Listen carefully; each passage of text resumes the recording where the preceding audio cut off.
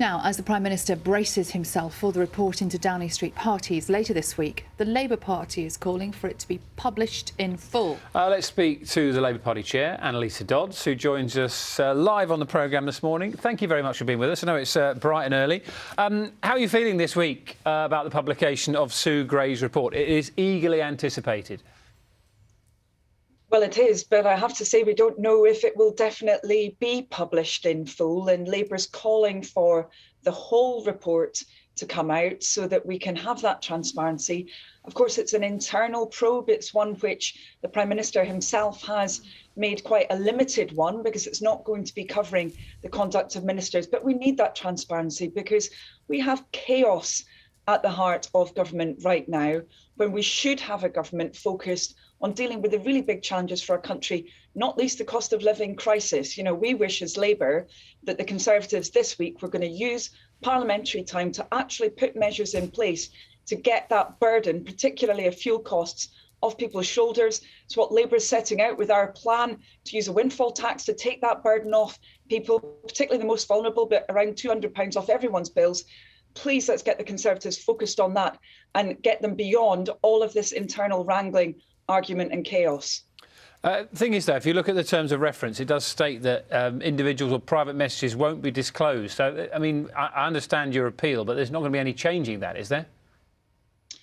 Well, there probably won't be, but frankly, for the Labour Party, we felt since the beginning that the Prime Minister didn't need an investigation to show whether he knew he was at a party. I think anybody watching this right now would certainly know if they were at a party, and they can certainly remember what was going on during that first lockdown and quite how difficult it was for so many. So we have said from the beginning to the Prime Minister, look, just be transparent about all of this, be open. You don't need an investigation to tell the truth about this.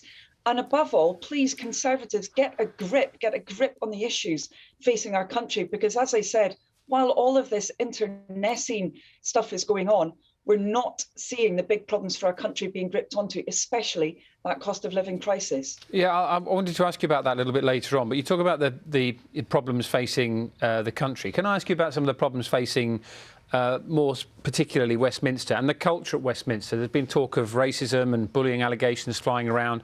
I know it's easy at the moment to point fingers at the Tory party over this, but is this a political issue with, you know, that Westminster bubble? Well, it mustn't be a political issue because there shouldn't be bullying in any workplace, and that includes, of course, the House of Parliament.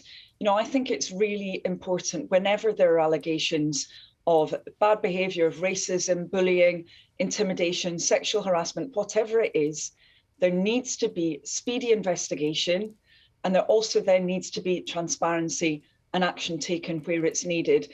And certainly I would say the Labour Party, we've been working very hard to put new measures into place to make sure that we get this right. I think it's important for all parties to be doing that because they need to make sure that anyone who shares their values will feel comfortable within that party and won't be subject to any discrimination, bullying or other totally unacceptable behaviour. Can I ask you, in your time as an MP, have you ever been bullied yourself? Have you ever been made to feel uncomfortable? Is that part of the culture that you've experienced? I have to say that I personally haven't. Trying to cast my mind back, I don't believe that I have ever been subject to that kind of behaviour.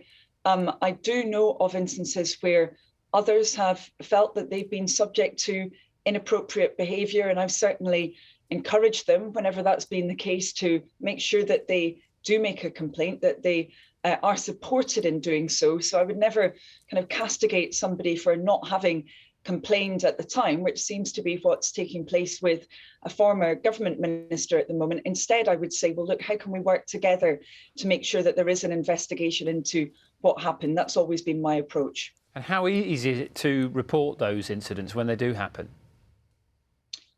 Well, of course, it does take a lot of courage for people to do that, but we've seen a lot of change within Parliament itself. Quite rightly, there needed to be change, especially to support members of staff as well as MPs. But I have to say, I am concerned about the situation that we face at the moment. You know, for example, we've seen one member of Parliament who was found to have engaged in activity that would be classed as sexual harassment towards his staff.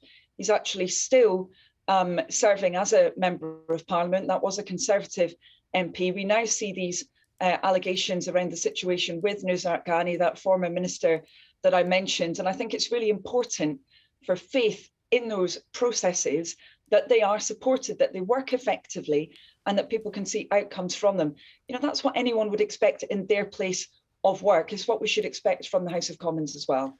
I did say that I would come to you on that cost of living crisis. For those who are watching this morning, we've already been looking at an aspect of this with Nina in our business news this morning. What would the Labour Party do right now to try and help those who are facing this crisis, particularly in the next few weeks when these price hikes come in? Well, we wouldn't be waiting like the Conservatives. We would be taking action right now. In fact, we could do it this week because there's not a huge amount of business in the House of Commons. We would be putting forward those clear plans to take that burden off people. So we've set out how we would impose a windfall tax, a one-off tax on oil and gas companies. They're expected to be posting record profits for 2020 to 2021. So we would put on that windfall tax. We'd also use some of the extra money that's coming through from value added tax, and we would then recycle that back into the system. What would the impact of that be for individuals and households? Well, it would mean on average, people would receive £200 off their bills. It would be taking VAT completely off people's bills. We would also then ensure that for the most hard pressed people, particularly pensioners, for example, that they would receive an extra £400 off their bills. So we've set those plans out. They're fully costed. We offered the government the chance to support them a couple of weeks ago. They chose not to at that stage. It's really disappointing. We're calling on them to act now because people are getting those bills right now and they're already struggling. As you say, it's likely to be even worse in April. And we can't just sit around as a country waiting for that cost of living crisis to get even worse. We need a government that will get a grip right now. Appreciate your time this morning. Thank you very much. That's the chair of the Labour Party, Anneliese Dodds, live on the programme.